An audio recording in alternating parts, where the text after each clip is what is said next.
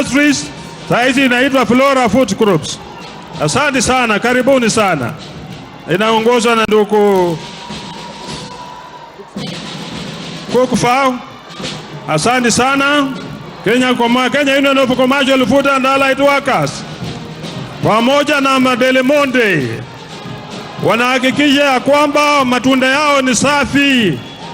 Kama utumii sukari, matunda yao inakulinda. Kuna Kenya Union of Primary Education nduko Pio. Asanteni sana. Seafarers Workers inaongozwa na sister yetu ambaye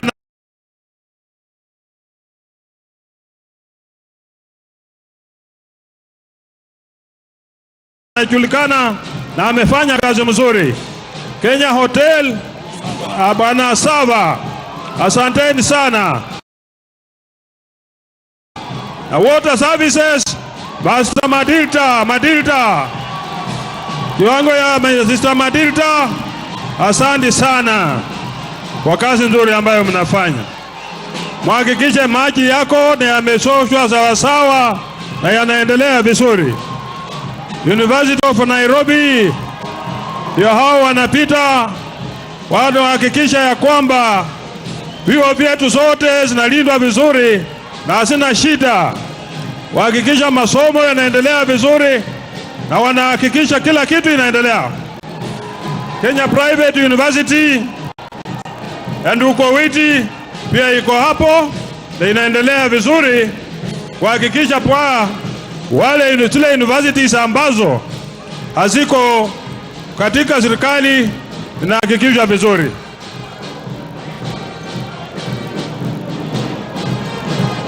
Asanteni sana ndugu yangu kwa kazi nzuri ambayo unafanya, kiongozwa na ndugu yetu hawana bana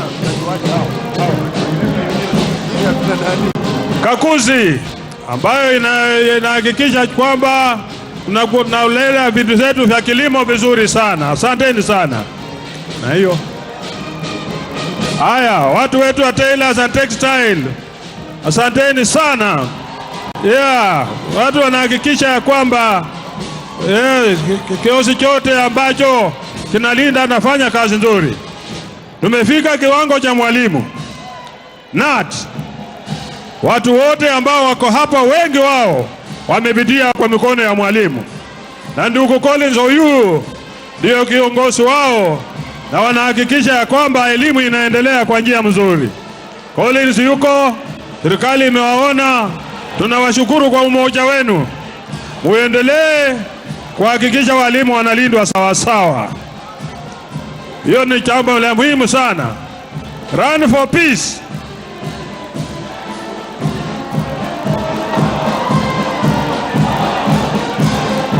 Kundi la wanafunzi wa vyuo vikuu, Universities and Colleges Students Peace Association of Kenya, likiongozwa na mkurugenzi wao wakili Alan Chacha. Hawa ni wanafunzi ambao wanahakikisha ya kwamba kuna usalama. Wametoka kwa viwanda universities, 55 universities, na muendelee hivyo kwa sababu mnahakikisha kuna usalama.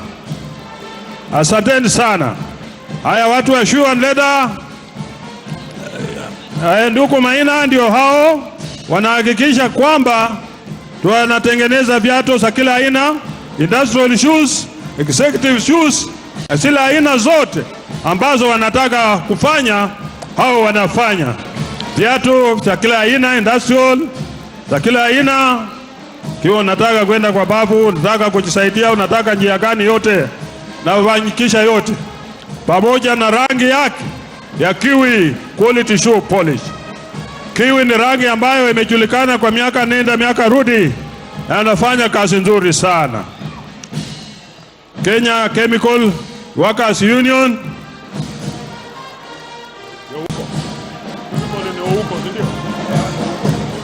nuko huko, ambaye anawakilisha Kenya Chemical and Allied Workers and Chemical Workers Union, wanakuja na crown paints.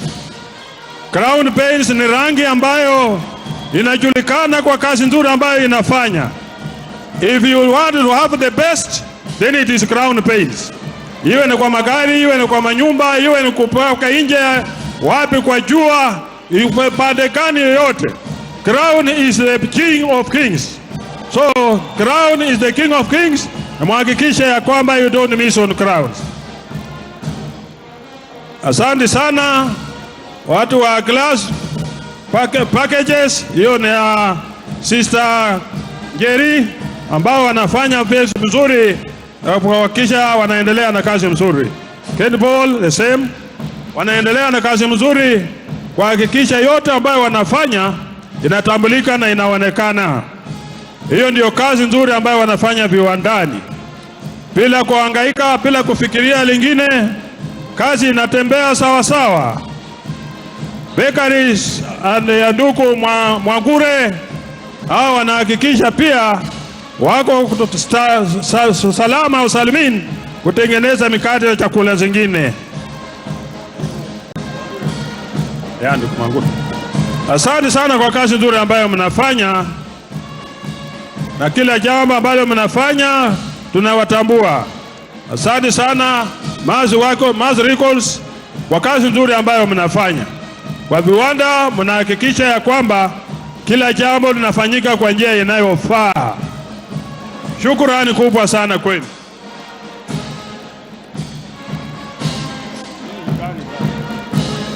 Kampuni nyingine ambayo inaitwa Proto Alan inafanya kazi nzuri pia, na tunaendelea na kazi nzuri ambayo inafanya. Tunapendezwa na mzidi kufanya kazi kwa viwanda kuhakikisha nchi yetu inajijenga kwa haraka sana, kwa sababu kazi ya viwandani ndiyo kazi ambayo inahakikisha nchi yetu inaenda mbele. Amalgamated Union, Sister Rosso Mamo ambaye ndio kiongozi wao na anahakikisha kazi inaendelea vizuri katika engineering, tengeneza vyuma na kila jambo ambalo wanafanya, wanahakikisha nchi inaendelea vizuri. Tailors and Textile Workers Union nayoongozwa na Reverend Joel Kandie Chebe ambayo ni Chairman General wa COTU, pia wako hapa kuhakikisha wanatuonyesha ni kitu gani wanafanya viwandani. Nguo za kila aina ziko hapa, wanatengeneza zote. Royal Apparel EPZ wako na nguo za kila aina. Ukitaka kupata hizi nguo uende hapa locally ziko, na pia ng'ambo zinapatikana kwa maduka ya ng'ambo. Kazi nzuri sana ambao wanafanya Royal Apparels EPZ.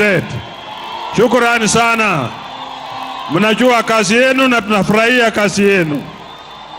Nyinyi ni wenye kuhakikisha nchi inaenda mbele vizuri. Asanteni sana Royal Apparels, umefanya kazi mzuri. Supra Textile pia na textile industry, wasonge haraka, hatutaki pengo hilo haraka. Asanteni sana kwa kazi ambayo mnafanya viwandani. Unaona wanaonyesha material safi ya kutandika, ya kufanya nini, shona manguo na kila jambo ambalo wanafanya. Sunflag Textile bado ni textile industry, na ni industry kubwa ambayo inahakikisha kila jambo linatembea kwa njia inayofaa. Very good. Nafurahia sana. Kenya Union of Journalists, ndugu yangu Eric ako hapa na mimi, anahakikisha kwamba habari zinafikia watu wakati unaofaa na ni za ukweli, hakuna cha kuchanganya lolote. Asante sana. Hiyo ingine unakuja pia textile industry EPZ, na washukuru sana kwa sababu mnafanya kazi nzuri. Nguo zenu zinaonekana, mnafanya mambo ambayo inaendelea united. Asante sana kwa kazi nzuri mnafanya. Muendelee mbele kwa sababu nyinyi ndio mnafalisha nchi yote, na kila jambo na kila mtu anatambua nyinyi. Hiyo ni kazi nzuri sana mnafanya. Maendeleo ndio jambo la maana kwa nchi yetu hii, kwa sababu bila hiyo hakuna maendeleo yoyote. Kwa maana Kenya is focusing to be industrialized country by 2030, and 2030 is not far from us, it's just around us. Kwa hivyo tunapoona nyinyi mnatoka huko pote kutengeneza haya mambo yote mnafanya, tunafurahia sana. Mhakikishe tailors and textile industry, kazi nzuri mnafanya. Asante sana tailors and textile, asante sana utengenezaji wa vitu mbalimbali.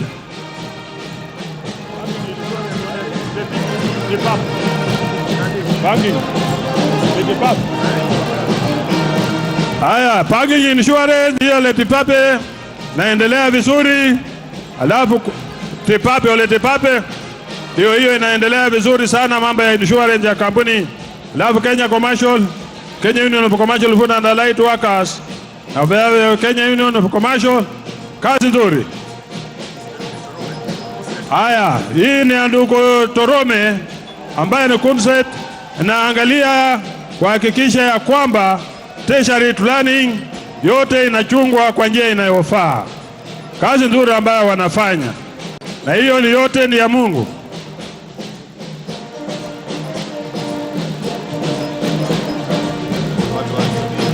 Haya, inaitwa the top unit wares EPZ.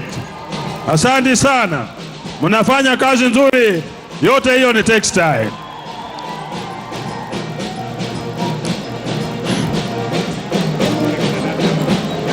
Workers of Shauri Moyo Bee Housing Project ambao wanahakikisha under construction and building union, wanahakikisha ya kwamba wanafanya kazi mzuri, wajenzi wa masoko na kila kitu katika Shauri Moyo, na popote wanapofanya kazi wanafanya kazi kwa bidii.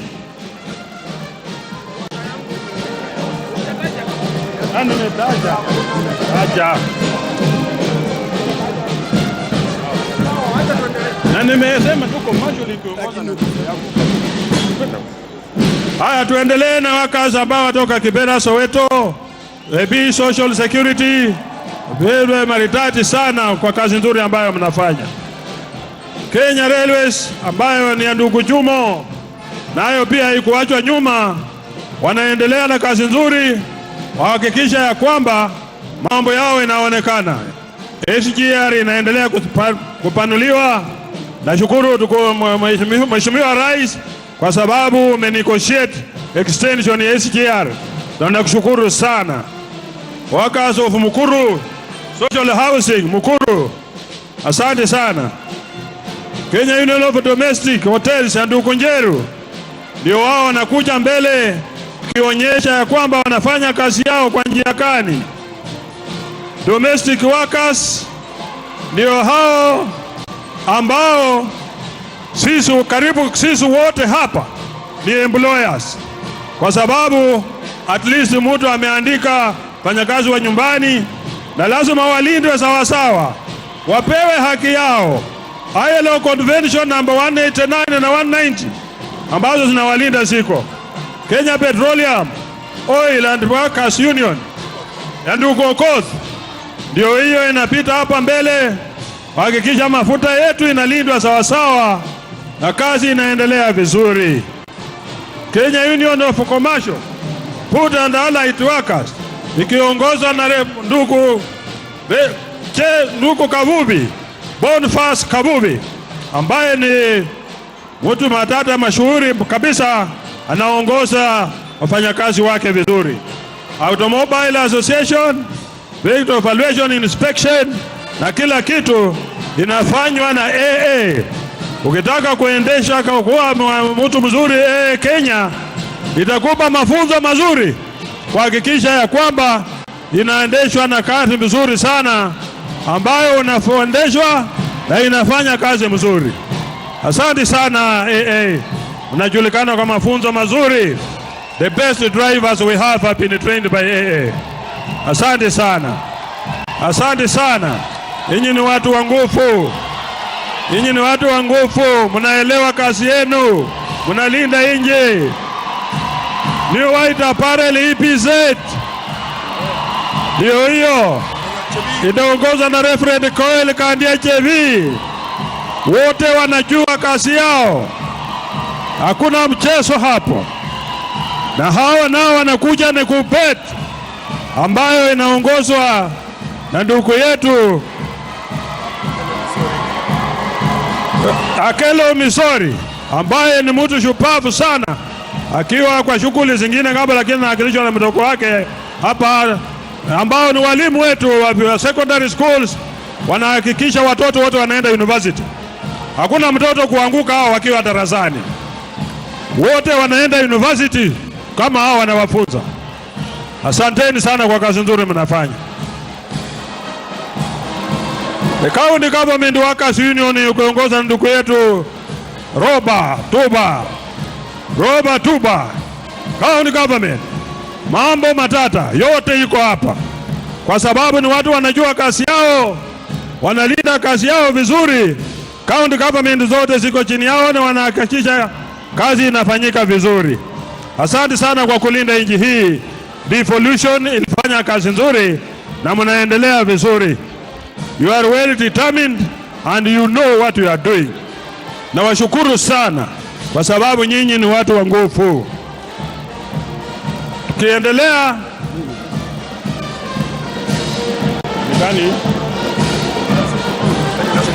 Kenya National of Nurses, Union of Nurses, Sete Panyako. Nurses wetu ndio hao wanahakikisha tuko na usalama, tunatibiwa kwa njia inayofaa, tunaangaliwa kwa njia iliyo nzuri, wanahakikisha usalama unarudi kwa binadamu, na jambo lolote linalomuuma mtu wanalinda. Usalama ni kwa kila mtu. Haya, asanteni sana na muendelee namna hiyo. Matatu Workers Union, matatu sasa haibaki nyuma. Wanataka kuhakikisha kuna sheria ya kulinda watu wa matatu ili wawe pamoja na sisi. Yote inawezekana kwa kupitia kwa watu wa matatu. Asante sana, keep up, we will recognize you. G4S which passed here the other time, this is their now vehicles and projects ambazo wanatumia kwa kufanya kazi zao. Asanteni sana G4S. Mnafanya vizuri, barua zinafika kwa wakati unaofaa, hakuna kuchelewa. Message yoyote ambayo unatakana kufanya, mnafanya kwa njia nzuri, pamoja na very tight security ambayo sasa hawataki mchezo. Wakipewa kazi wanafanya kazi na roho moja, kwa amani na upendo. Hiyo yote inafanyika chini ya ulinzi katibu mkuu ndugu Francis Atwoli, ambaye anasimamia hao watu wote ambao wanafanya hii kazi. Tunaendelea hivyo. Kuna wengine ambao wanakuja, wote ni watu ya ulinzi ambao walishapita hapa, lakini sasa wanaonyesha vifaa gani wanatumia kwa kazi yao hiyo. Kwa hivyo nawashukuru sana kwa kazi yenu ambayo mnafanya kuhakikisha kuna usalama mahali popote ambapo mumepewa kibarua na wasimamizi wenu. Hiyo ni kazi nzuri mnafanya. Security firms. Yes. Asante sana. Kazi nzuri, muendelee hivyo, muongeze maarifa, muchukue usukani kuhakikisha nchi yetu inaendelea mbele. Hakuna kurudi nyuma, kwa sababu nchi hii inataka kuhakikisha kila mtu anasonga mbele. Asante sana Katuwali, ambayo zamani ilikuwa ni KK Cards, sasa wamebadilisha jina na wanahakikisha ya kwamba ulinzi uko sawa sawa. Sifa ni kwenu nyinyi wote kwa kazi nzuri ambayo mnafanya. Sifa ni kwenu kwa sababu hakuna lingine ambalo mmewacha bila kufanya, mpaka kuhakikisha mna fighting equipments, mna kila kitu ambacho kinaweza kuhakikisha kinasaidia wakati shida yoyote inaweza tokelezea, na nyinyi muko pamoja nao, hamwachi nyuma. PM securities pia mko pamoja nao. Kazi yenu ni ya kupendeza sana. Kazi inaendelea vizuri. Wa magari watu wa vifaa bado zinakuja, na tutahakikisha sote zipite mbele hapa, kwa sababu nataka tujue ni kazi gani kila kikundi kinafanya.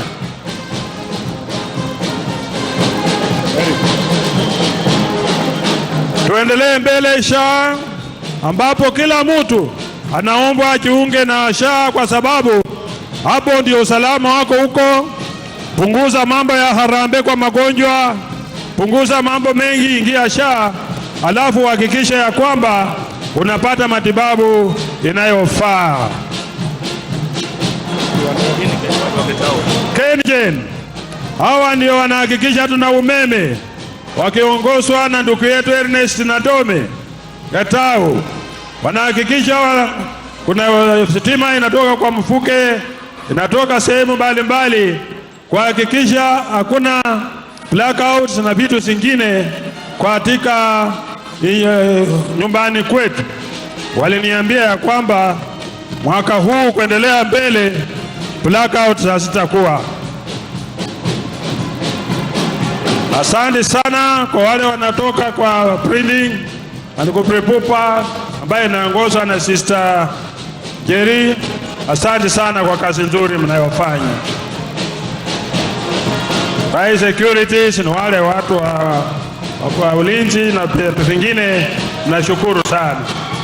Na wale ambao wanaenda driving school kwa vehicle evaluation inspection, ambayo nafikiri watu wake wa mkono walipita hapa, na sasa hawa wanatuonyesha ni vifaa gani wako nazo viwandani. Asanteni sana kwa kazi nzuri ambayo mnafanya. Hii ni njia moja ambayo tunahakikisha ya kwamba nchi yetu inajitosheleza viwandani, kwa sababu tusipofanya hivyo tutakuwa kwa imports, na imports ni kupromote biashara za watu wengine ambayo haitasaidia sana. Watu wa maziwa KCC, asante sana, kiongozwa na ndugu Kabubi ambaye anasimamia watu wa KCC. Asanteni sana.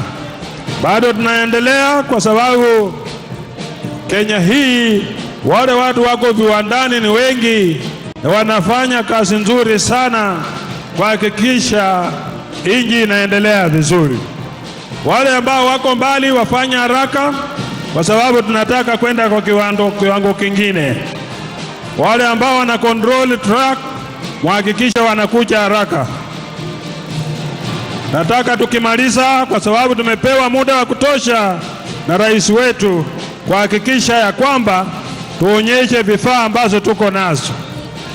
Hawa ni watu wa Kenya Power ambao wanaonyesha vile wanaunganisha stima, na ikiwa kuna emergency wanakuja haraka chini ya ndugu Ernest na Dome ambaye anasimamia watu wa Kenya Power.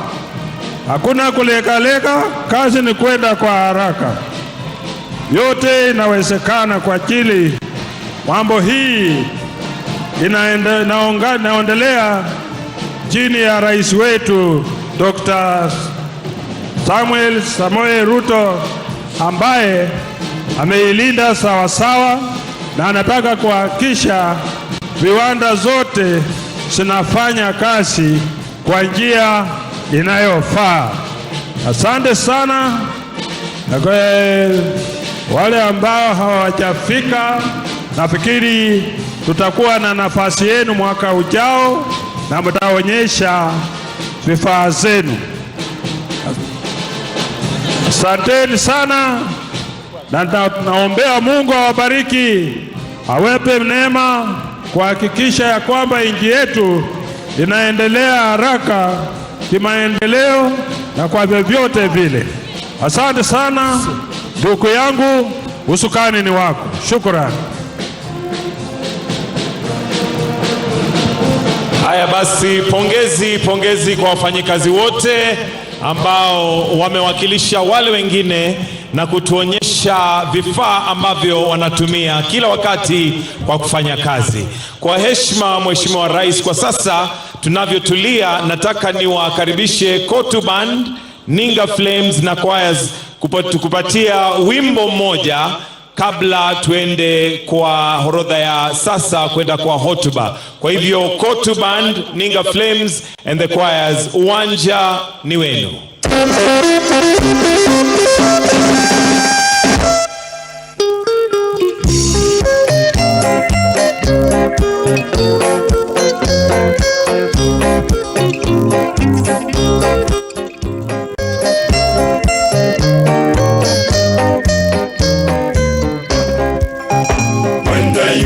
Inspiration through the workers' blood shall run. There can be no power greater anywhere beneath the sun. Yet what falls on earth is weaker than the feeble strength of one. But the union makes us strong.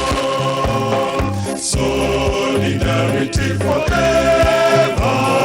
Solidarity forever. Solidarity forever.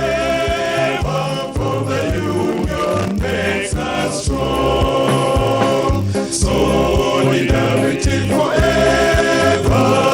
Solidarity forever. Solidarity forever. For the union makes us strong.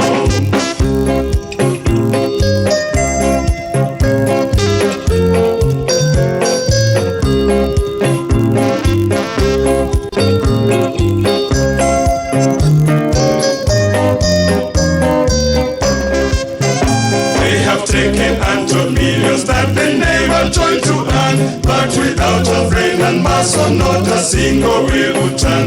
We can break the haughty power, gain our freedom when we learn that the union makes us strong. Solidarity forever. Solidarity forever. Solidarity forever.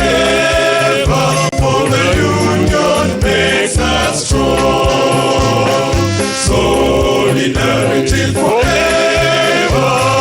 Solidarity forever. Solidarity forever.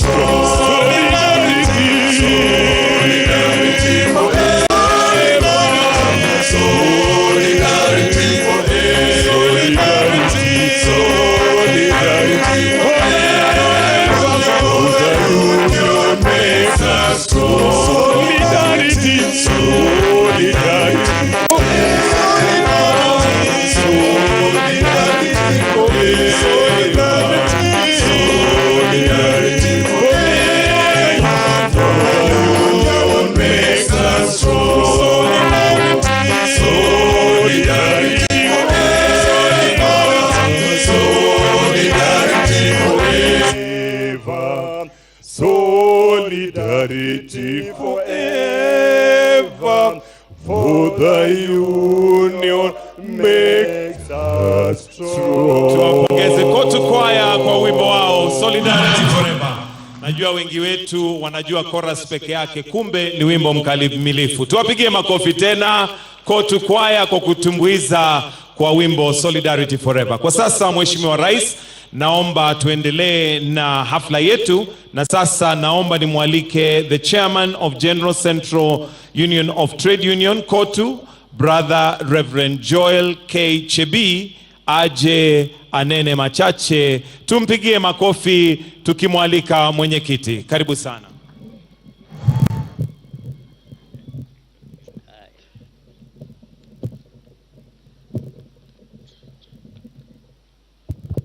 Your Excellency, President Dr. William Samoei Ruto, CGH, the President of the Republic of Kenya, and the Commander-in-Chief of the Defense Forces. Dr. Francis Atuol, Secretary General of COTU, Honorable Musalia Mudavadi, the Prime Cabinet Minister, Honorable Dr. Alfred Mutua, EGH, the Cabinet Secretary, Minister of Labor and Social Protection, all senior government officials present. Your Excellency, before I proceed, I will request you and the whole congregation to stand up, maana tulipoteza jana Mheshimiwa Charles Ongondo Were, MB Kasipul. Yeye alikuwa ni champion ya wafanyakazi. It's unfortunate jana aliaka. Kwa hiyo Your Excellency, kwa heshima hiyo, na najua alikuwa anasaidia serikali yako na kusaidia wafanyakazi pia, ningeomba heshima hiyo tusimame kwa dakika moja. Your Excellency.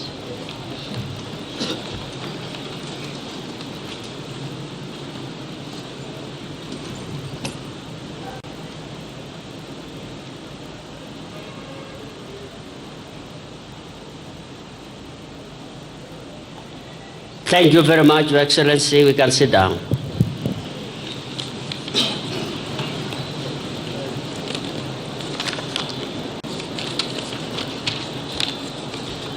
Your Excellency, allow me in my capacity as the Chairman General of COTU to formally welcome you, Your Excellency, to the 6th anniversary of International Labour Day celebration here in Kenya. We appreciate for your coming.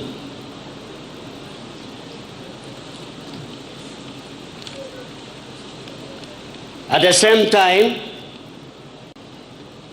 Your Excellency, allow me to thank you. Allow me to thank you for operating an open door policy for workers whenever they seek your audience like today. Equally, Your Excellency, let me welcome and thank all Kenyans workers who are gathered here today and those watching us from their homes or places of work. Allow me also, Your Excellency, to now again thank you. You know, sangine kuongea kama mtu abane kwa kiti ni hatari sana. I don't know what to say. So, Your Excellency, this Labour Day is very important for our Kenyan workers and the whole world. Na tunaomba ya kwamba wewe umekuja leo hii na umeona umati huo ambao wamekuja. Tunataka kushukuru. Najua Dr. Atuola atakuja kusukumuza, lakini na kushukuru tena, maana ulikuwa hapa last year na cabinet yako na leo umekuja. Kwa hiyo tunashukuru. Kile naomba tu ni ya kwamba asante kwa employers. Na Your Excellency, kuna employers aina mbili, because mimi namaliza. Aina ya kwanza ni wale wanachunga wafanyakazi na wanalipa taxes. Aina ya pili ni employers ambaye wananyanyasa wafanyakazi na pengine walipe taxes. So naomba through Minister of Labor, Dr. Atuola kwa hapo, turekebishe mambo hayo kwa ajili ya wafanyakazi, maana hatutaki kuissue strikes. Sisi ni watu wangwana, na kwa hiyo ninaomba wafanyakazi walindwe na wasaidiwe wherever they are. Your Excellency, sasa I want to recognize a delegation from Egypt. We have a delegation from far end Egypt who have come all the way. It is the COTU of Egypt, and they are here, Your Excellency. They have come to join us together with you. Kindly, I want to recognize them to stand wherever they are. They are led by Brother Eid, the Secretary General, equivalent to COTU in Egypt. I don't know where they are. You can stand up. Let Excellency see you. He's the Secretary General of Egypt. Your Excellency, I want to call now upon Dr. Francis Atuola. Dr. Francis Atuola, umekaa na yeye, tumekaa pamoja naye. Na si mtu rahisi sana, kunajua yeye party kuna nguvu mingi. The last time nilijua yeye alikuwa na watoto 18. Your Excellency, it's very important. Ujue ni mtu ya nguvu sana. Sisi wengine tulifunga chapter hiyo. Lakini ukiona yeye hivyo, bado iko na niseme yeye bado iko na ile mama ya mwisho yang. So mtu kama hiyo, Your Excellency, si mtu rahisi sana. I thought umngepika makofi upande hiyo. Bana rais.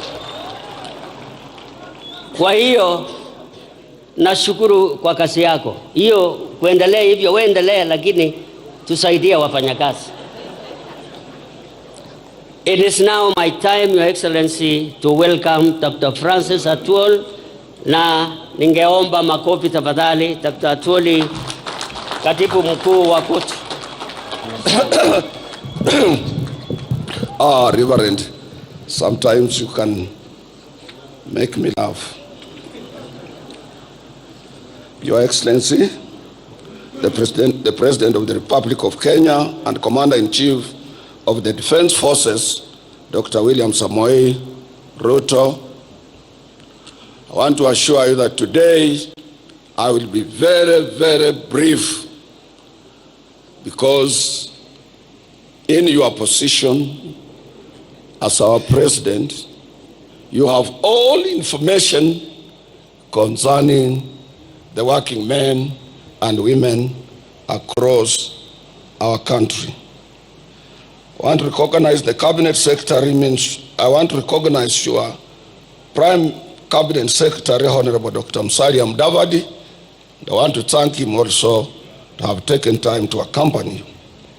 I want also to recognize my own minister, or Cabinet Secretary, Minister of Labor, Social Protection, Mheshimiwa Dr. Alfred Mutua, all Cabinet Secretaries present, the Principal Secretary, Minister of Labor and Social Protection, State Department for Labor, Honorable Shadrach Mwangolo Mwadime, the Principal Secretary, Minister of Labor and Social Protection, State Department for Social Protection and Senior Citizen Affairs, Mheshimiwa Joseph Mogosi Motari. I want to recognize the Executive Director of the Federation of Kenya Employers, Sister Jacqueline Mugo, accompanied by her able President of the organization. Other Principal Secretaries present, Ambassadors and High Commissioners, Managing Trustee of our National Social Security Fund, Brother David Koros, the Acting Director General of the Industrial Training Authority, nowadays is known as NITA, National Industrial Training Authority, Sister Teresa Wasike. Other dignitaries present, members of the Executive Board of COTU, members of our Secretariat, our brothers led by Brother Eid Marcel from Cairo, Egypt, who leads the giant Egyptian Trade Union Federation, who are here with us. You are most welcome. Your Excellency, first and foremost, as I said, I will be very brief. I want to take this opportunity to thank you. We can't take it for granted. You are with us here last year. And since you were elected as our president, you have respected your position as a worker number one. And you have been with us all the time that workers have assembled here. You have shared this International Labor Day with us. Your Excellency, we are celebrating also our 60th anniversary. We have been around for 60 years. And in these 60 years, Your Excellency, I have been around as the leader of labor movement in this country for 24 years. And recently, Your Excellency, when we were with you in Nyanza, I did mention that you are my last president for me to serve. I have served all presidents of the Republic of Kenya. And I also assured shop stewards recently that as you see me here, I'm contemplating to exit. But then, because we have democracy, and there are people who are watching what we are doing, whether we are responsive to workers' needs or not, a section of my executive board met and gave another resolution, and they are confident in me. But I want to assure them, as much as we have heard our song, which says our solidarity is forever, we call ourselves brothers and sisters. This does not mean that as we enter into the new year, that it will be only that holy who can be able to lead labor movement. Our organization is democratic. We are free and independent. And among our affiliates, 42 of them, they know your capabilities, those who are affiliates, your abilities to articulate issues concerning working men here and across the globe, and they will make a decision, and we will respect their decision. Your Excellency, our this year's theme is self-reliance in production is the key to economic growth. Your Excellency, unless we are in producing, unless we are in manufacturing, unless we are attracting foreign exchange, our economy can hardly grow. But if we produce and we support you towards that direction, we will be in a position to spur economic growth and create more employment for our young men and women. Your Excellency, as Kenyan workers, we remain alive to the fact that global political trends largely affect market dynamics and the prospects for growth and employment creation. Some of the problems that face us are not only unique to us here, but some are global. But if we are together with you, Your Excellency, if we work hard, if we produce more, we can overcome all these global economic challenges. Without a doubt, the election of Donald Trump as the 47th President of the United States of America and his consequent policies that are focused on building and manufacturing capabilities of the U.S. through self-reliance and imposition of tariffs call for all of us to relook and to rethink twice how we can be free and independent economically. Your Excellency, this year's Labor Day celebration is a special one because Kenyan workers will be marking 60th years of anniversary, as I have said. And we have made a remarkable achievement. Wewe mwenyewe umeona wafanyikazi wakipita hapa mbele yako. Umeona zile vitu wanafanya viwandani. Umeona kazi zao. Umeona commitment yao. Na wewe ndio mlinzi wao. You are the chair of our industrial relations practice in this country. And therefore, as you sit, as you look at them, I know you think well about Kenyan workers. Indeed, as I said, we will support you towards any route you take in enhancing and protecting workers' rights in this country as a champion of social justice, number one. Your Excellency, on outsourcing, Your Excellency, one of the biggest problems that your government faces in meeting its revenue collection target is outsourcing of labor that has become a very common among the Kenyan employers. As Kenyan workers, we appeal to your government to institute action that will ensure that workers are covered by collective bargaining agreements as it is practiced world over. And the outsourced people have an opportunity to contribute to our revenue through statutory deductions as other permanent employees. Your Excellency, we can also foster self-reliance in production, particularly in key sectors like agriculture, manufacturing, and also supporting micro, small, and medium enterprises. As I said, Your Excellency, I don't want to take a lot of your time. Kwa ajili sijui umetubebea nini, naweza ongea sana na urudi na ile kitu umebebea wa Kenya.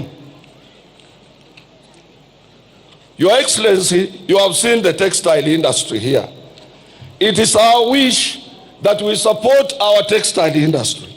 Because when we were growing, we had Kikomi, we have Raymond, we have Rivertex, we had Thika, textile milling machines. We had everywhere in Kenya, we were producing textile materials. We need to go back there, Your Excellency, and we will support you to create more employment. Lastly, I shouldn't say last, but second or third to last, I want to take this opportunity to thank you. Last week you went to China, and we in Central Organization of Trade Unions, we work closely with all Chinese Federation of Trade Unions. And Chinese, Your Excellency, most of them are genuine and they support Africa genuinely. But since our policy, foreign policy, and our Kenya's policies of a non-alignment, we work with every nation. But I want to thank you for your trip to China. We will be able to realize more, particularly the agreement you signed to address the dual carriageway from Nairobi towards Western Kenya, and also to extend SGR.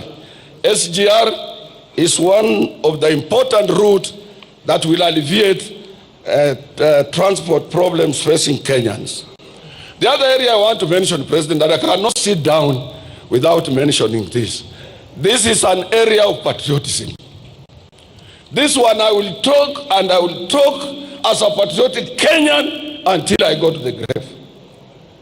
I'm appealing to Kenyans, Your Excellency. We must love this country. We have no any other country. If this country went down to dogs, we have no any exit route. Kenyans are watching their television. They should look what is happening in Bukavu, in what is happening in Goma.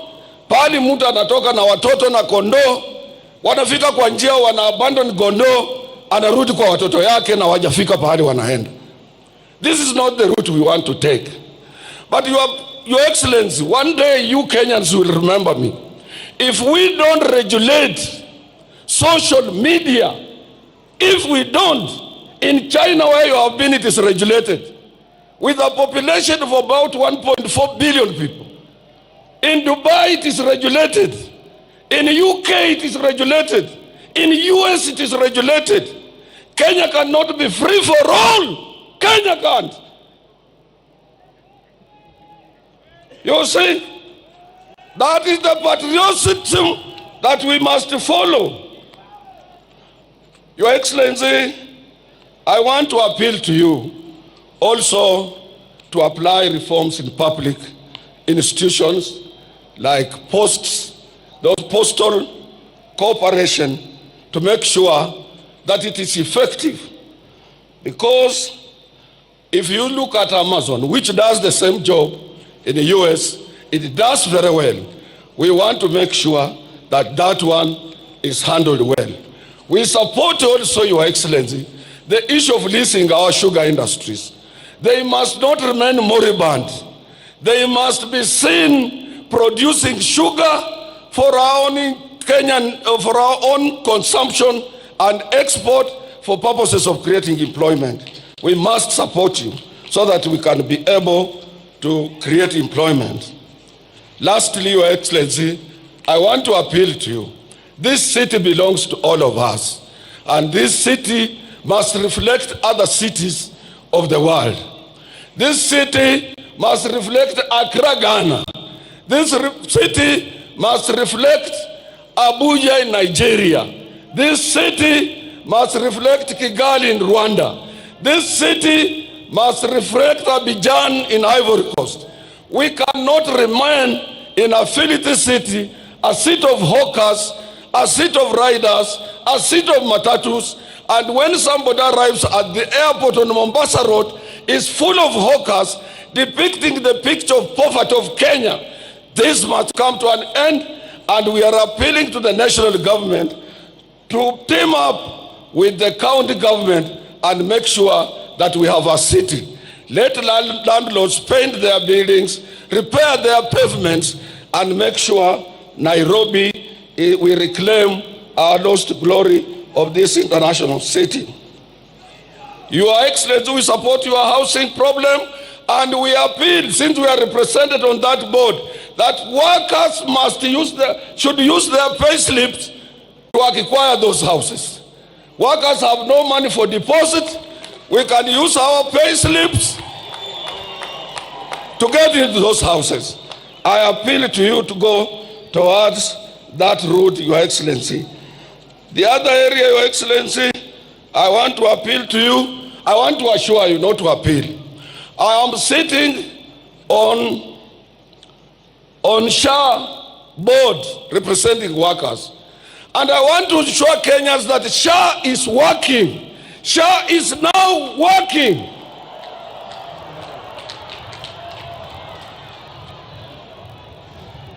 Lastly, Your Excellency, I want to support the managing trustee, Chorus, of NSSF. He has done a commendable job. He has done very well. And as I'm talking, since we implemented the new act, NSSF has realized 220 billion for Kenyans, and we must rally behind the managing trustee of the NSSF. Lastly, Your Excellency, we have a problem. You saw workers here with placards saying, let us carry out ratification on ILO Convention number 189 to protect our domestic workers. Let us also ratify ILO Convention 190 to stop both domestic harassment and violence at workplace. These two conventions have been ratified world over. And Your Excellency, you need to talk also to the Federation of Kenya Employers. You are our person. Let them give us support in this direction. Your Excellency, you need also to talk to the Federation of Kenya Employers. That when you give these workers 6%, to date is not fully implemented. I'm telling you for free and for sure. And there is no any time His Excellency the President has announced the year salary increase and then it becomes a subject of debate.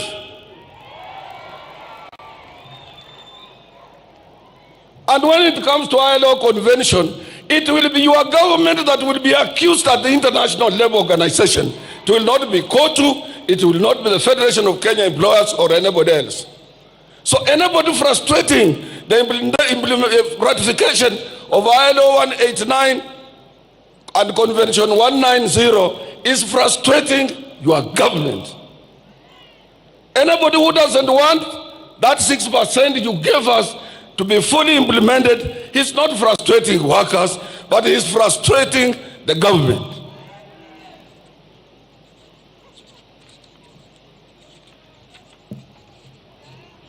I would have gone on and on, Your Excellency, but as I said, I don't want to get you tired. I want to repeat that please, we want to live in a peaceful country, address issues of social media, address issues that are afflicting these workers. If you have something, Your Excellency, the cost of living in this country is at around 45%, and that is too high for them. This is caused with some dynamics or variations in economic performance and some global also economic situation that affect us as well. Your minister has tried what he can, but I will assure you, please go to his rescue, try to make sure that these workers are properly compensated, and more so, Your Excellency, what is eating in our jobs are free riders, people who are employed through the back door, outsourced at a lower rate. They don't pay taxes. They don't contribute collective bargaining agreement. There is no any agreement binding on them. They are slaves in our industries, enslaved by employers, and Kenya as a free country can sit and see people outsourcing people. A company retrenches people, it asks its supervisor to form a company of exploitation. This can't be allowed in free Kenya. We can't allow that under your watch.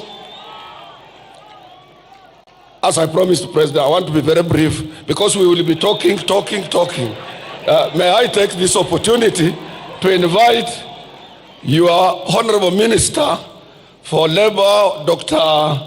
Mutua, who will be able to give some few words and observe other protocols for you to come and say. The other thing I'm being reminded by my deputy that I had forgotten, ni mambo ya hizi vitu tunakatwa, housing, nini, taxation. It should not be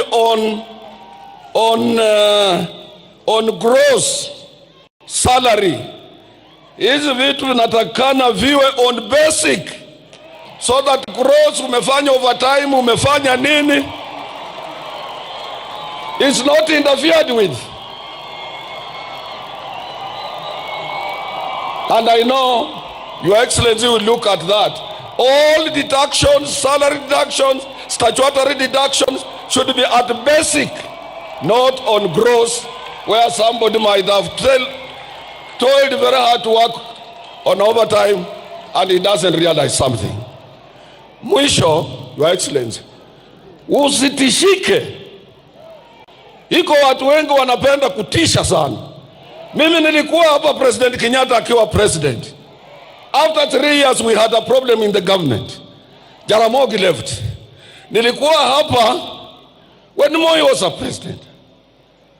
After a few times there was a lot of problems. Nyinyi nyote mnajua until up 1982. Mpaka when he was leaving, kila saa watu bila Moi yote inawezekana. Nimekuwa hapa President Kibaka akiwa kwa kiti mimi, and I served him. Kibaka alitengeneza kila kitu Nairobi, he improved the economy. But 2007 hawa wananchi voted him out. We had to do some ukarabati. Sasa nimekuwa hapa wakati wa Uhuru. Uhuru ni rafiki yangu sana, but you could hardly see him outside the way you are outside, you are visible everywhere. But he managed to finish his 10 years. Hawa wa Kenya unasikia ground ni mbaya. Hapa ground hapana mzuri. Ruto must go. Na sio ground ni mbaya. Wewe anasema ground ni mbaya, mwenyewe hana ground. Unasikia hiyo? Wacha tuwache mtu amalize kazi yake. I saw watu wa press, mtu ameandika kwa Standard, anasema Atuoli yeye kazi ya trade union. COTU is not a political party. We serve the government of the day. We negotiate for our rights. Huyo kijana anataka elewe hiyo. We are not a political party. We are not aspiring to have a president. We must support the government of the day for the stability in the country, which will be extended to industrial stability. Wewe fanya kazi, kama iko makosa, we are principled. We will come out and say, hatufichi. Kama iko watu ambao ni corrupt, we will tell you and take action. Na usitishwe. Let me take that Brother Mutua, waziri, kuja uongee, alafu hizo protocol zingine utaangalia za kuinvite His Excellency the President. President, I thank you very much for honoring this day. May God bless you.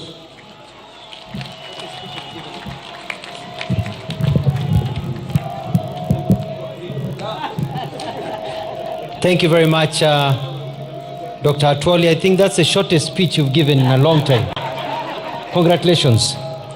I'll also be very quick. Your Excellency, Dr. William Samoei Ruto, President of the Republic of Kenya, Commander-in-Chief of the Kenya Defence Forces, Honorable Musalia Mudavadi, Excellency, Prime Cabinet Secretary, my colleagues, Honorable Eric Muga, Minister for Water, and Honorable Geoffrey Ruku of Public Service, PS Shadrach Mwadime, Karen Agengo, and Joseph Motari from my ministry and other principal secretaries, Honorable Justice Bira Mogaya of the Labor and Employment Court, and other honorable judges who are here, the chairman and executive board members of COTU, Sister Jacqueline Mugo, executive director of FKE, international partners, our friends from Misri, Karibu, distinguished guests.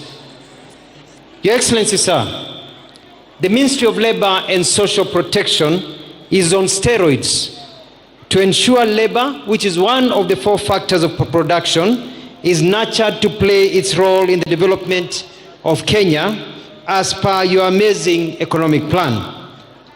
We're in a country that is in a rapid movement towards industrialization and manufacturing, and labor will play a very important role.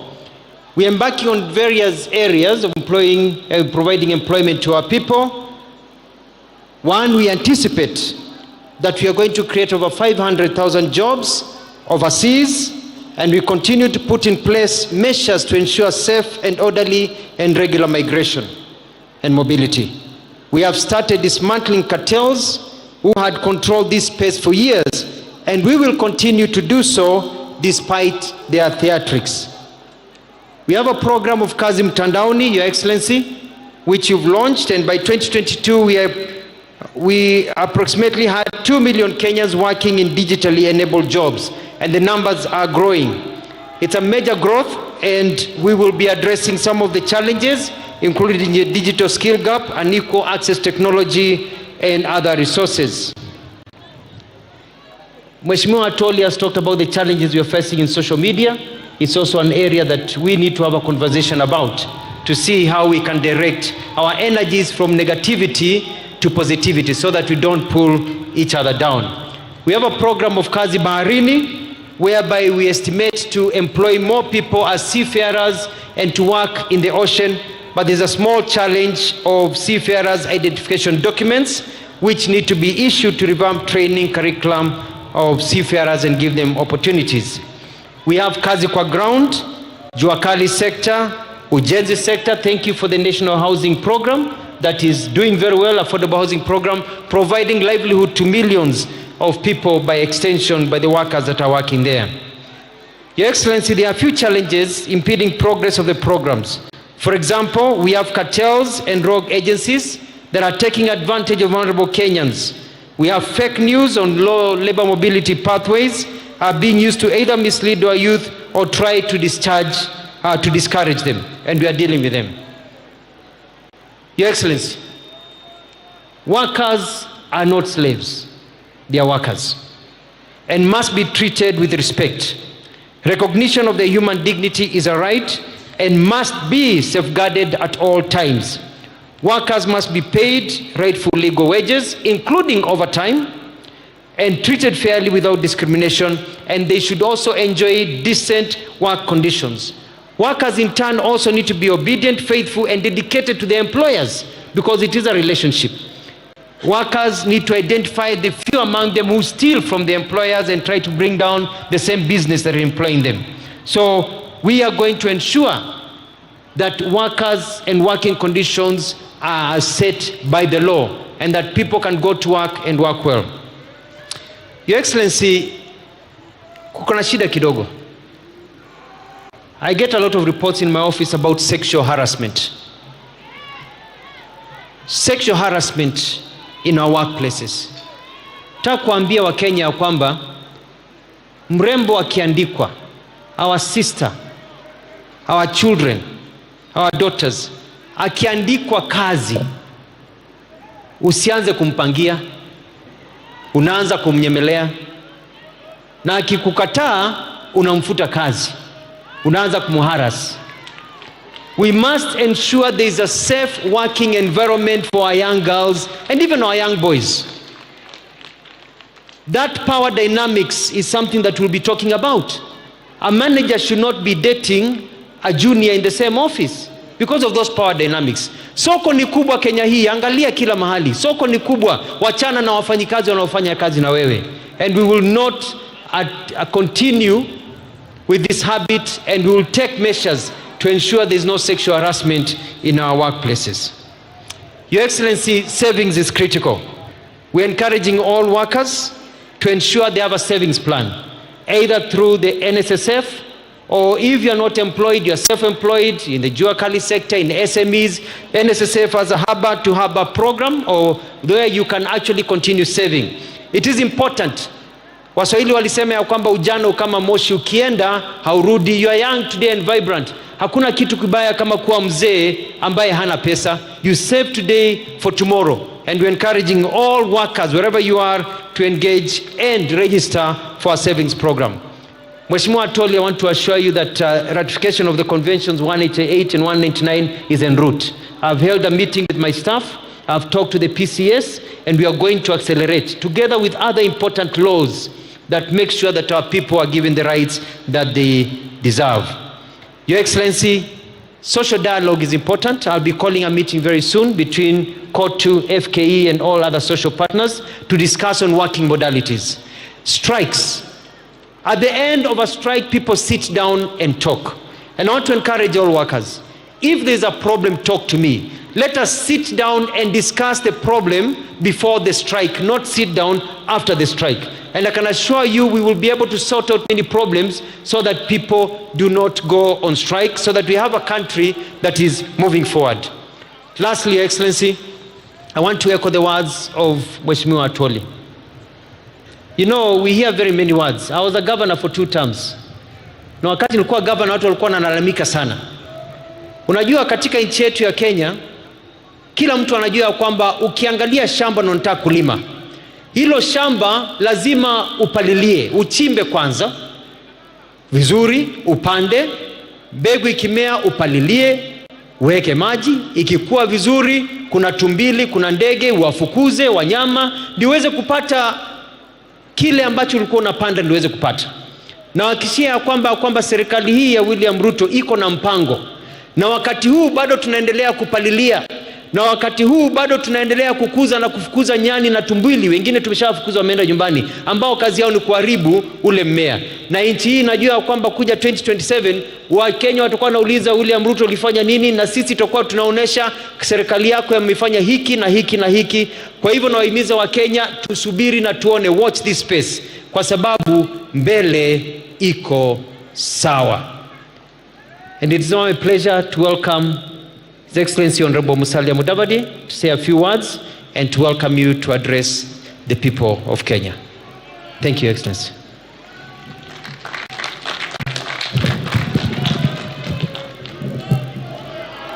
Your Excellency, President William Samoei Ruto, President of the Republic of Kenya, the Secretary General of COTU and the entire leadership of COTU, the Federation of Kenya Employers, my colleagues, public officers here present, and most of all, our distinguished workers who have come to celebrate the 60th anniversary of their efforts to build this country and also to mark the Diamond Jubilee of our celebrations.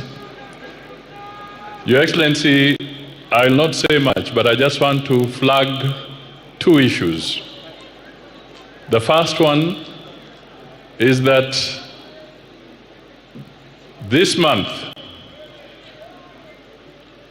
the World Bank and the IMF released data that officially confirmed that out of the 55 nations on the African continent, Kenya's economy is the 6th largest in the entire Africa. Your Excellency, this is a very big achievement. And as we celebrate the 60th anniversary of our workers, we want to recognize that Kenya would not have attained that without the sweat of the workers of Kenya.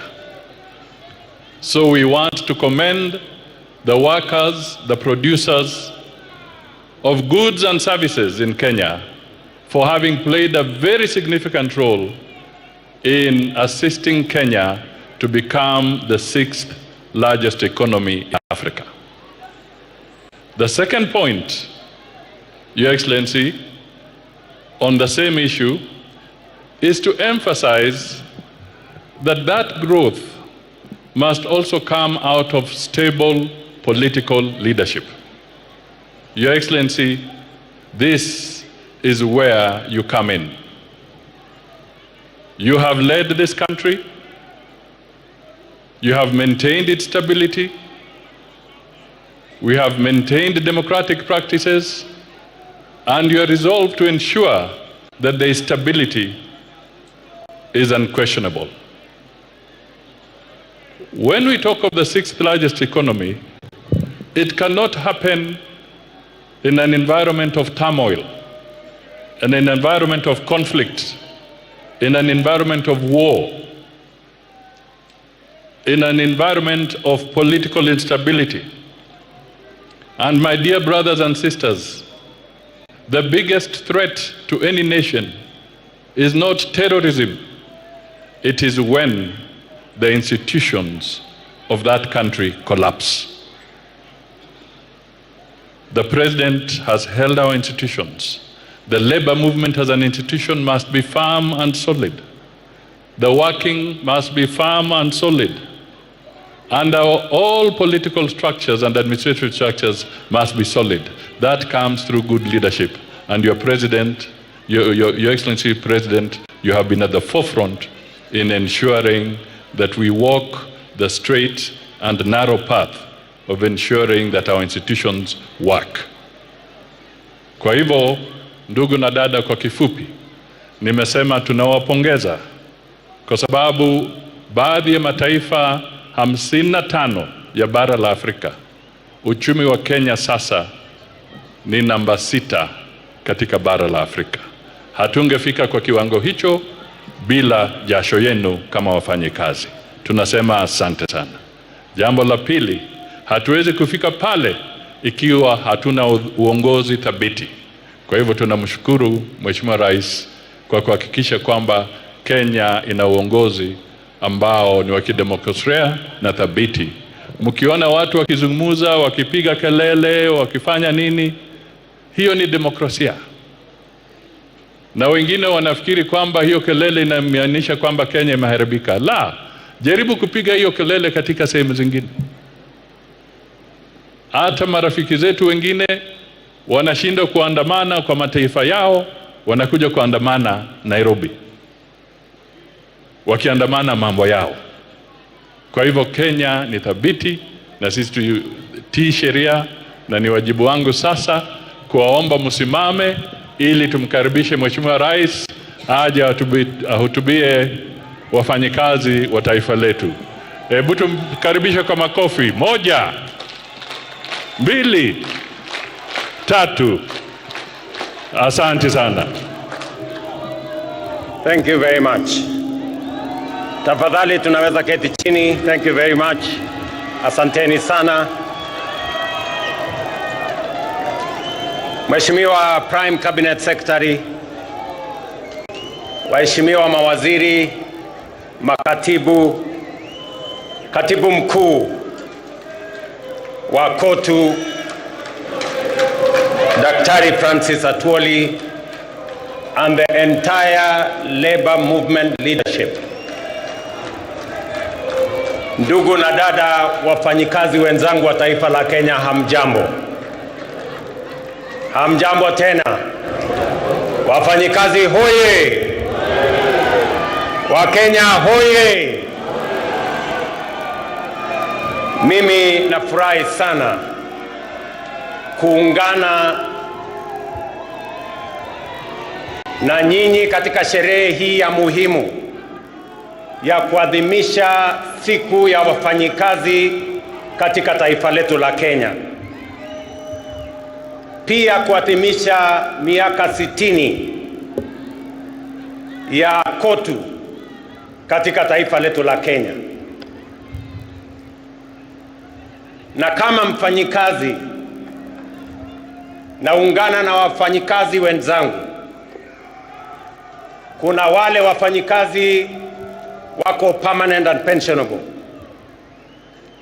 Alafu kuna wafanyikazi wengine kama sisi ambao tuko kandarasi ya miaka. Wengine wako na kandarasi ya miaka 3, wengine miaka 5 na tofauti zingine. Lakini sote sisi ni wafanyikazi wa taifa letu la Kenya. Na itachukua sote tukiungana, tukishirikiana, kwa sababu kuvua ni kazi, kufundisha ni kazi, kutibu ni kazi, kulinda walinzi wale kutoka yule guard mpaka CDF wa jeshi, wote ni wafanyikazi. Pale sokoni kazi inaendelea, kule viwandani ni kazi inaendelea na wafanyikazi, kule mashambani vile vile ni kazi inaendelea na wafanyikazi. Sisi zote tukiunganika, tukifanya kazi kwa pamoja, ndio Kenya itapiga hatua ya kwenda mbele. Mimi leo napenda sana, huyu Atwoli alisema ataongea kwa kifupi. akaongea kwa kifupi kweli. But wacha nisome taarifa niliyo nayo alafu nitasema mambo machache. I am honored, ladies and gentlemen, to join you today as we mark 60 years of tireless advocacy, solidarity and progress in protecting the rights and welfare of Kenyan workers. International Labour Day grants a timely reminder of our constitutional and moral duty to uphold the dignity of labor without discriminating by age, gender, race, ethnicity, or ability, and to continually confront the evolving challenges facing our workforce. This year's theme, self-reliance in production, is the key to economic growth and resonates deeply with our collective national ambition. It calls on all of us as government, workers, entrepreneurs, and communities to champion a Kenya that is resilient, productive, and truly self-reliant. It is in this spirit that this week the Cabinet approved the 2025 Finance Bill, a key instrument in our ongoing national economic transformation quest. This bill has been carefully crafted to stimulate economic growth, deliver efficiency, and enhance competitiveness and expand opportunity. In fact, its provisions are designed to offer targeted relief for both businesses and workers and to support the spirit of enterprise and productivity. Notably, to improve workers' take-home pay, employers will now be required to apply eligible tax relief and exemptions directly when calculating pay as you earn, a significant shift from the current system where such reliefs can only be claimed from Kenya Revenue Authority. Precisely what Atwoli was talking about. I think he read my speech, and that is why he was raising those issues. This will increase efficiency and immediately benefit employees. Additionally, all pensions and gratuity payments for both the public and private sector will now be tax exempt. This reform is a recognition of the service and sacrifice of our senior citizens and workers, and a step towards ensuring that retirement is met with dignity, not stress. Small businesses will also benefit from simplified tax treatment, as they will now be allowed to fully deduct the costs of everyday equipment in the year of purchase, thereby eliminating unnecessary delays in accessing or assessing tax relief. Distinguished workers, ladies and gentlemen, when we speak of making Kenya truly self-reliant, I am proud to report to the nation that we are not merely making declarations. We are taking bold, concrete, and measurable steps. We are walking the talk, and here is why. For decades, our national savings culture was stagnant compared to our neighbors in Uganda and Tanzania and elsewhere. Until 2023, just 2 years ago, the average Kenyan worker saved only 200 shillings a month through the National Social Security Fund.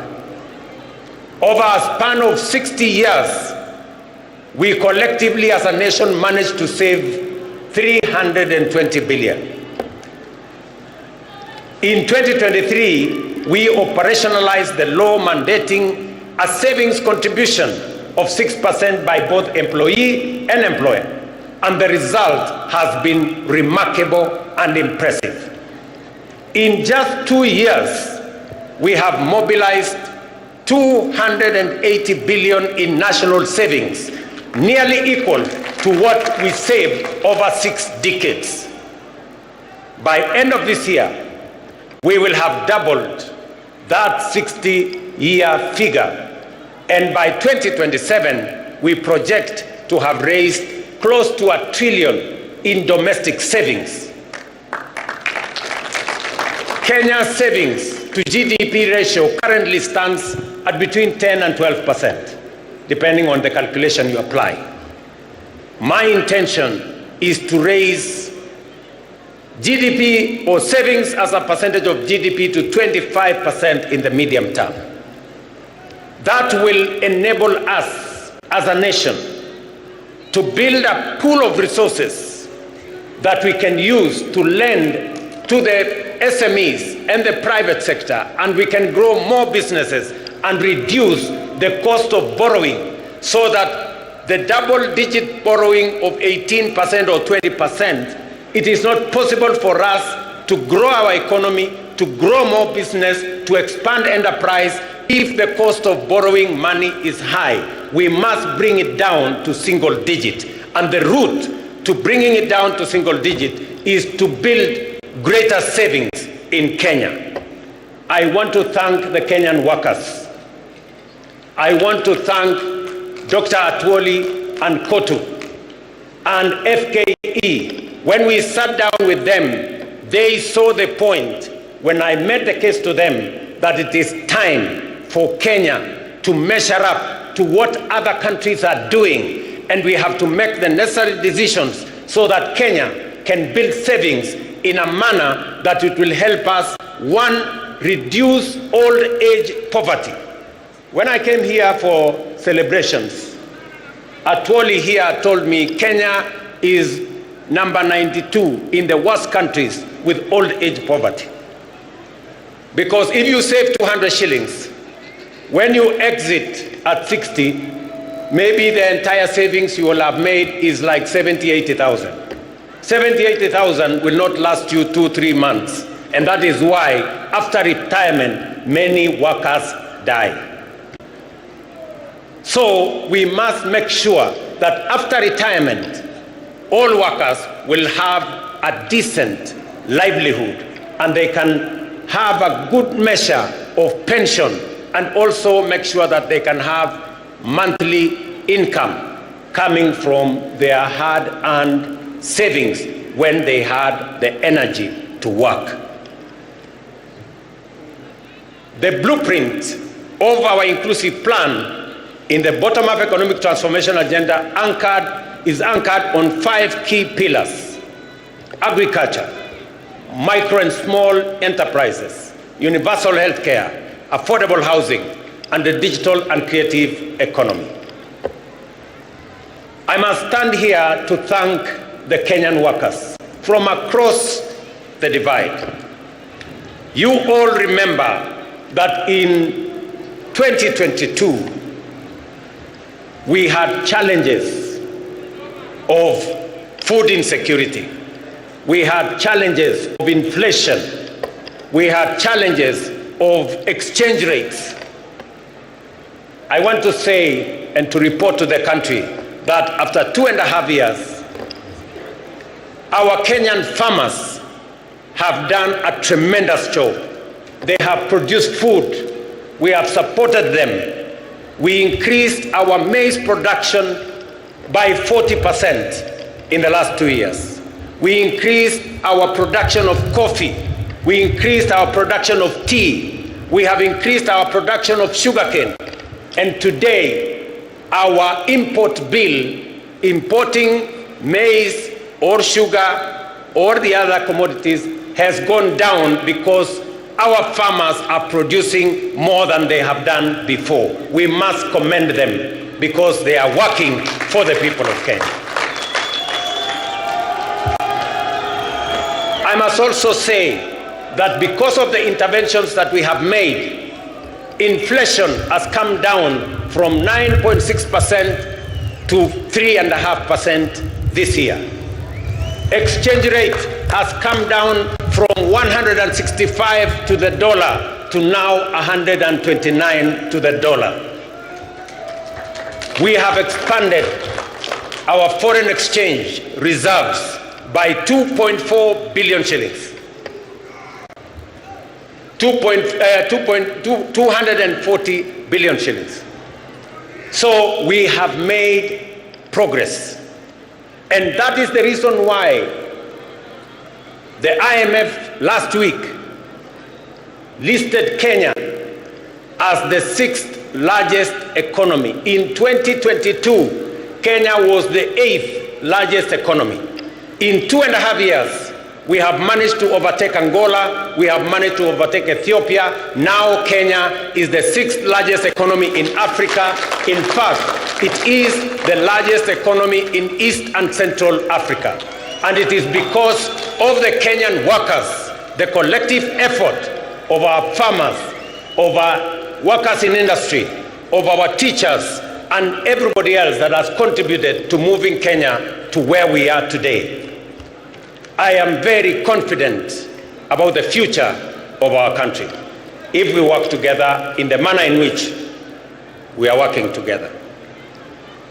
In agriculture, our overarching goal remains to make farming profitable, stabilize farmer incomes, and secure national food security.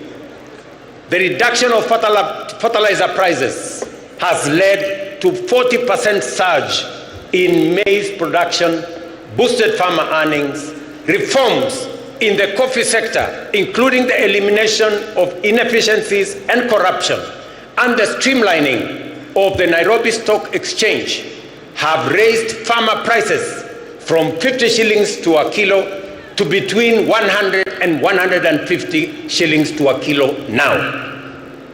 Similarly, reforms in the sugar sector have revitalized the industry, leading to record production, better incomes, and bonus payouts for farmers, while creating thousands of new jobs.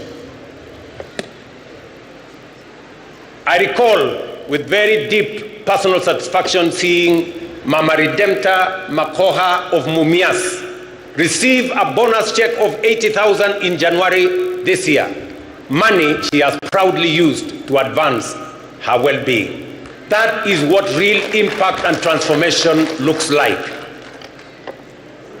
And let me assure the Kenyan workers and the representative of the Kenyan workers, we've just completed the leasing of the 5 sugar factories owned by the government of Kenya.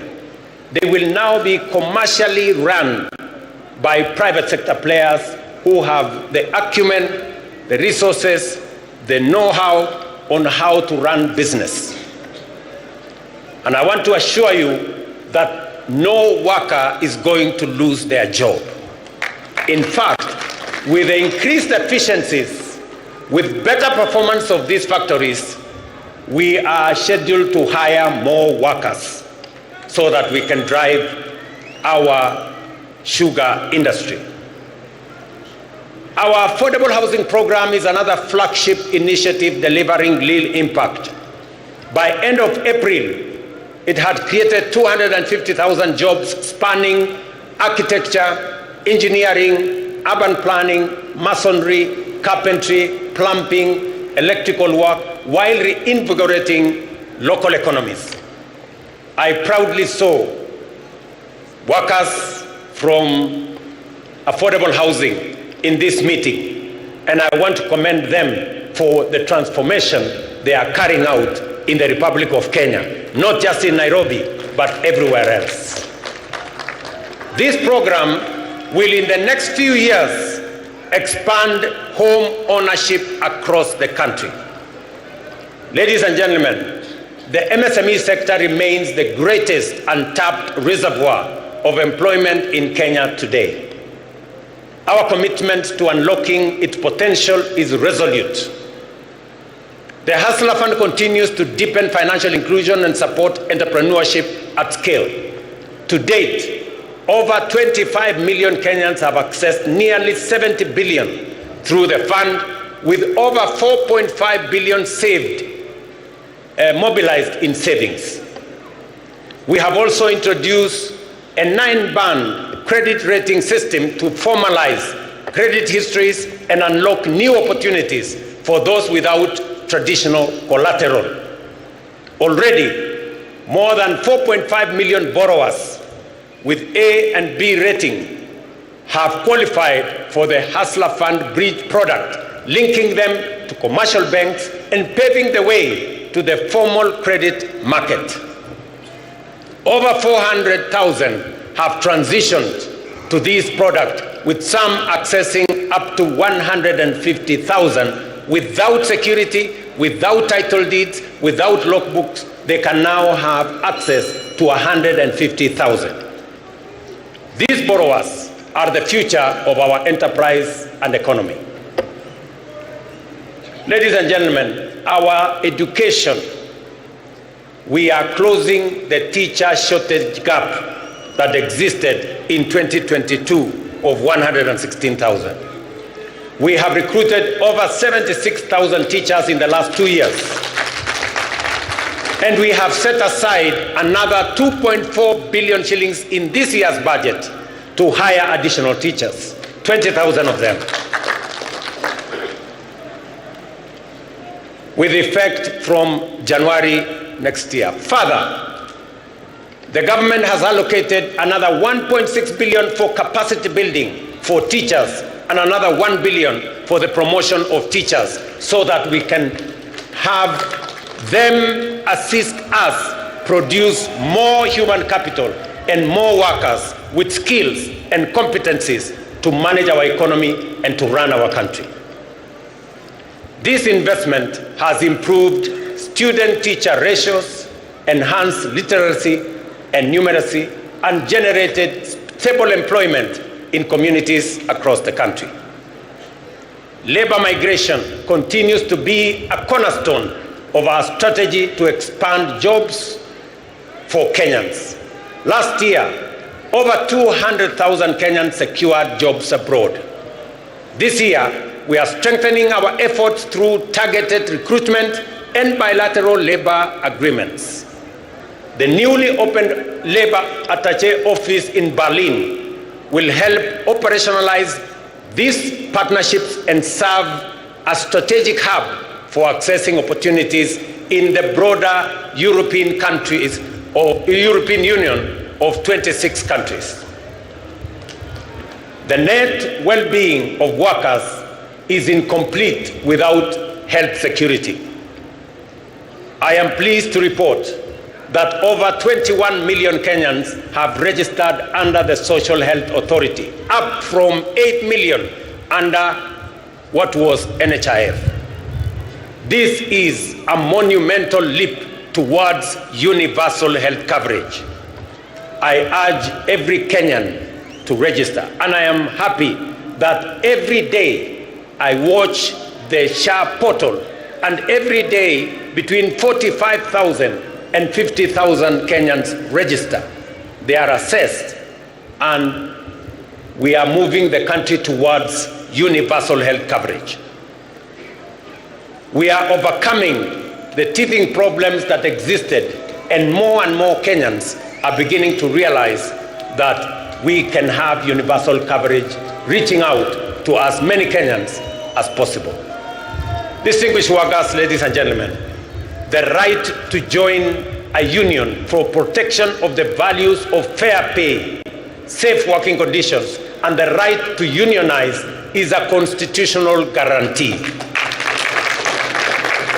I have directed the Ministry of Labor and all relevant agencies to ensure that even employees under outsourced contracts can freely join trade unions and benefit from collective bargaining frameworks.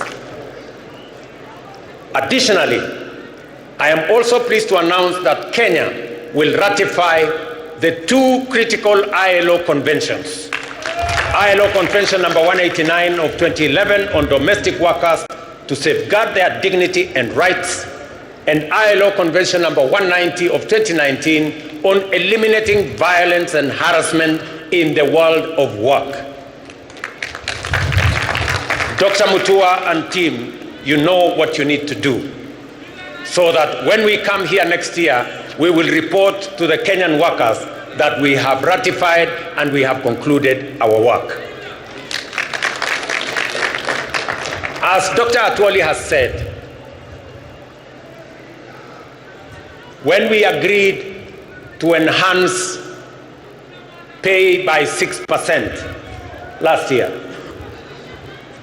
there ensued a debate, and some of the employers have not implemented the 6% we agreed on last year. It is not right, it is unacceptable, and I am directing the ministry to work with the head of public service to ensure that every employer makes sure that we implement the 6% increase of salary that we agreed upon last year, and to quickly embark on the exercise to put together the next agreement so that we can take it forward in the next time. To all of you as the Kenyan workers, I agree with Dr. Atwoli that the city of Nairobi is the face of Kenya, and we must live in the city that has dignity.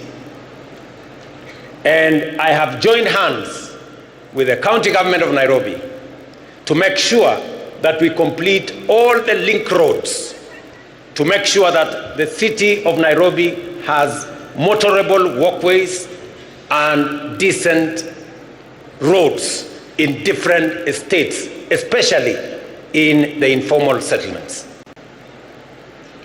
We have also agreed with the city of Nairobi on how we are going to clean this city.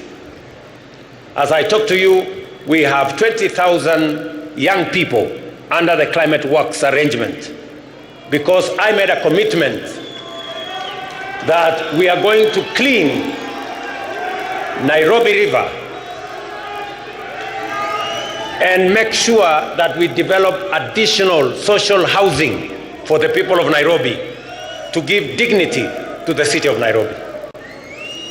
I went around the city of Nairobi 2 months ago, and we also agreed that the children of Nairobi who today don't have as much school facilities and infrastructure as other counties will benefit from additional government support, so that all the children in the city of Nairobi, especially those who live in informal settlements and attend informal schools, are graduated to public schools where they can get proper education paid for by the government of Kenya. I want to thank the members of Nairobi, the members of parliament from Nairobi County, and some of them are here, for the partnership that we have worked on to make sure that both the children of Nairobi go to school and the city of Nairobi benefits from the Climate Works program that will employ more young people. And we are going to be transitioning to another 40,000, to another 20,000 to make it 40,000 shortly as we graduate into the budget next month. So wale wote ambao wanashiriki katika kazi hiyo ya Climate Works, wale wanashiriki, na mimi naona, nafikiri wengine wao wako hapa, wale wanafanya kazi katika affordable housing, mimi nataka niwaeleze ya kwamba hii nchi yetu itajengwa na sisi kama wafanyikazi wa taifa letu la Kenya. Affordable housing itatupatia ajira, pia itatupatia mahali pazuri pa kuishi, kuondoa wananchi wengi wanaoishi katika vitongoji duni. Na mimi nataka niseme ya kwamba vile mumeuliza, mmoja wenu wameuliza ya kwamba mnataka kutumia payslip katika kuaccess mambo ya affordable housing. Hiyo ni maneno mzuri sana. As long as we are discussing how we are going to occupy the houses, whether by deposit, wale wako na deposit, yule ambaye una deposit peleka payslip, tutapangana na wewe tujue vile utapata nyumba uishi mahali pazuri.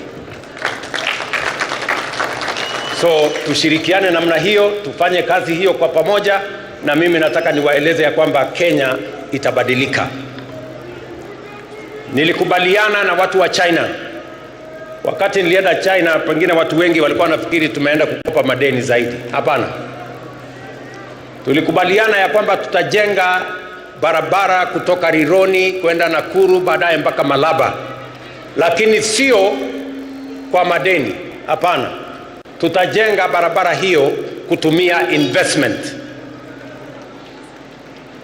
Vile tumejenga expressway kutoka airport mpaka mjini Nairobi, hatujatumia pesa ya serikali, na hiyo pia tutafanya hivyo. Hata hiyo reli tutatoa Naivasha tupeleke mpaka boda yetu na Uganda, vile vile itakuwa kupitia kwa barabara ya investment, sio kwa madeni. Kwa sababu nimesema ya kwamba lazima tupunguze madeni, kwa sababu inaweza kuharibu nchi yetu, na tutumie mbinu mbadala, a different approach, a much more innovative approach to carry out development in our country, and it is doable and it is possible. Kwa hivyo tushirikiane katika njia hiyo, na mimi nataka niwaulize Wakenya wote tuungane, tushirikiane, tufanye kazi kwa pamoja.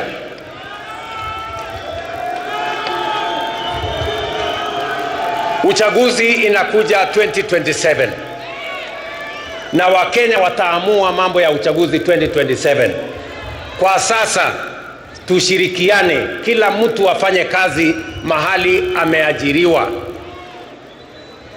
Ikifika wakati huo kutakuwa na mtihani, 2027 kutakuwa na mtihani. Wale watapita mtihani wataendelea, wale wataanguka mtihani wataenda kulima, na dunia itasonga mbele. So Kenya inatakikana tuwe namna hiyo, tukijua ya kwamba tusiharibu muda wetu mkubwa tukigombana, ugomvi pande hii, sijui nani atafanya wapi, sijui nani ndio nini. Hiyo ni mambo ambayo haiwezi kutusaidia kwa sasa. Kwa sasa tuzalishe chakula, tusaidie wakulima wetu, tusaidie kilimo, ituzalishie chakula, ituzalishie mambo ya agro processing, itupatie bidhaa ambayo tutauza nje ya nchi, tuweze kudhibiti uchumi wa taifa letu la Kenya. Tujenge affordable housing, wa Kenya watoke katika slums. Tuhakikishe kwamba kuna bima ya afya ambayo haibagui nani yako na kazi, nani hana kazi. Tuhakikishe ya kwamba tuko na amani katika taifa letu la Kenya, ili uchumi ikue na sisi wote tujivunie kuwa wa Kenya. Sisi ni nchi ya demokrasia. Umesikia vile Atwoli amesema wako na demokrasia kule Kotu, na kuko na demokrasia everywhere. We want to build a strong, democratic, united, prosperous nation that all of us can live in and be proud of. And it's not going to happen. We are going to make it happen.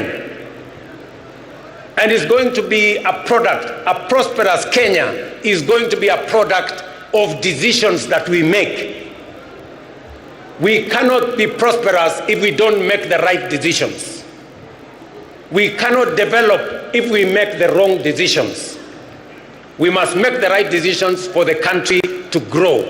And I want to promise the people of Kenya that I will always make the right decisions to make sure that Kenya makes progress. Because I owe it to the people of Kenya to make the right decisions. Sometimes they may not be popular, but they are the right decisions that will change the destiny of our country. If I did not make the right decisions in 2022, if I did not stop the subsidies of fuel and unga and all the other things, we would not be talking today that Kenya is the 6th largest economy in Africa. We would be talking about something else. So tunataka tushirikiane namna hiyo, tufanye kazi namna hiyo, and I am very confident about the future of our country. Kenyans, we have the best country that we can have. We should be proud to be Kenyans. And we must do whatever it takes to make this country great. We must avoid convenient decisions that only helps us to mark time on the same spot. We must make the decisions that will make Kenya progress and move forward. And I want to assure you that as long as I'm president, I will make the right decisions that will make this country move forward, because I believe in the prosperity of our nation.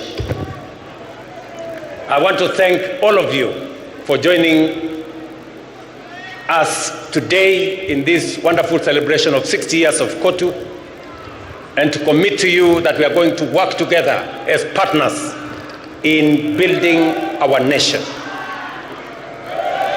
I want to say thank you very much, God bless you, and happy Labor Day.